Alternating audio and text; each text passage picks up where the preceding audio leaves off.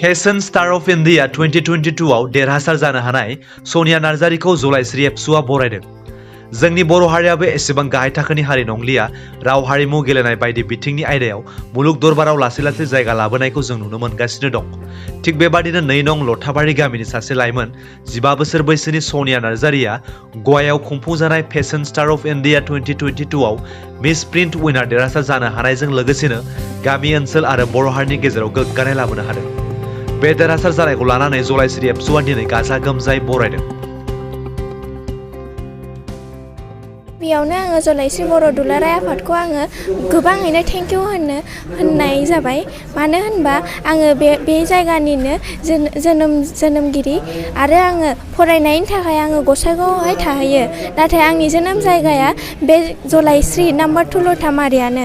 आं गोबाव सम जाबायमोन फैनो मोनैया, नाथाय दिनै फैनो मोननानै आं जोबोर खुसि जादों।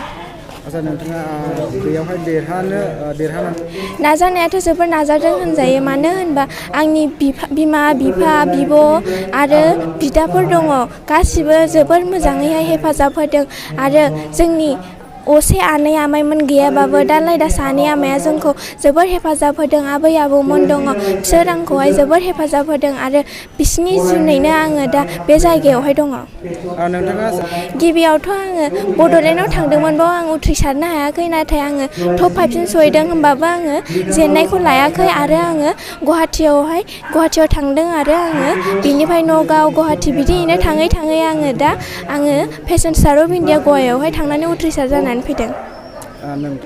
जोंनि न'खरा मोजाङैनो सापर्ट खालामो। मानो होनबा जों मा गोसो जायो जों गावबागाव गोसोखौ खालामहोयो। जोंनि आइ आफाया जोंखौहाय जोबोर अनो, जोंखौहाय माब्लाबाबो जेरावबो होबथानाय गैया। फार्स्टआव नोंनावहाय डिसिप्लिन थानांगौ। मानो होनबा बे डिसिप्लिनासो नोंखौ गासिबो जायगायावनो उथ्रिसार जाहैयो आरो बेनि थाखाय नोङो प्रेक्टिस खालामनांगौ गोबां। मानो होनबा प्रेक्टिस गैयाबा बे मुलुगाव जेबो जाया। प्रेक्टिस खालामलांबाय थानांगौ आरो नों हायै मुवाखौहाय नोङो हानायावहाय लांनांगौ। रांफ्राथ' जोंनो गोनांथियानो जाखागोन। मानो होनबा गासिबो खामानियावनो जोंनोहाय एसेबाबो रांनि गोनांथि जायो। थांनायावनो जा, जानाय लोंनायावनो जा, बेवहाय जोंनो रांनि गोनांथिया गोनां जाखायो। गिबियावनो आङो बिटिसिखौहाय गुबैनो हामलायहरनाय जाबाय। मानो होनबा बिसोरबो गोबां हेल्प खालामदों होनजायो आरो बिदियैनो आंखौहाय इयुनावबो हेल्प खालामलांबाय थागोन होननानै आंहा फोथायनाय दङ। खुलुमबाय, आंनि मुङा सानिया नार्जारि। आङो दा 15 बोसोर आरो आङो गसाइगाव कलेजियेट हाइ स्कुलाव फरायो। आङो थाखो 10 आवहाय फरायो। आंनि बैसोआ 15 बोसोर। आं सानिया नार्जारिनि बिफा। आं दा फंनैसो बाथ्रा बुंनो सानदों। मानो होनोबा दिनै आं रांखान्थिनि पक्षे बुंनो सानदों। आंनि न'खराव दिनैसिम इसिबां रांखान्थिनि मोजां नङा। दा बे हिसाबै आं खस्थ' मस्थ' आं एसे एनै न'खरनि आरो सोरबाफोर जेनेबा जाथि खुरमाफोर बा माखासे एसे मानगोनां एसे थाखोनि बिदा जानाय, सोरबा बिबथै जानाय, बेफोरबायदिया जेनेबा एसे हरदों। आरोबाव बेखिनियावबाबो आंहा दिनै बुहुद दुरबल। आं दिनै फिसाखौ उथ्रिसार होनायाव आं जोबोद गोजोननाय मोन्दों।